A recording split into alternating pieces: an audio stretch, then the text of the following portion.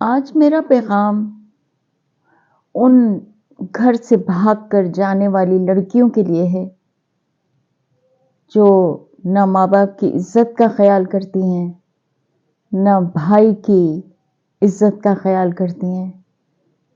نہ یہ سوچتی ہیں کہ وہ جب بھاگ جائیں گی گھر سے رات کے اندھیرے میں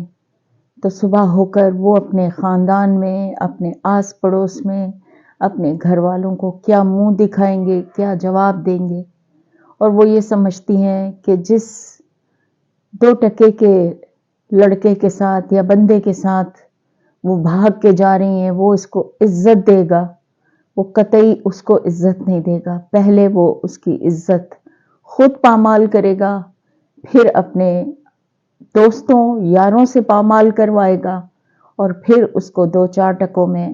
آگے بیچ دے گا۔ اور بیچ نہ بھی دیا تو وہ ایک ایسی داغ لگی ہوئی عورت کی طرح معاشرے میں سروائیو کرے گی کہ جیسے ایک عیب دار جانور۔ تو کوشش کریں اپنے گھروں سے بھاگتے ہوئے یا گھروں سے بھاگنے سے پہلے کہ دروازے کی چوکھٹ، دروازے کی دہلیز ایک بار پار کر لی تو پھر آپ کے لیے سوائے بدنامی کے اور کچھ بھی نہیں بچے گا۔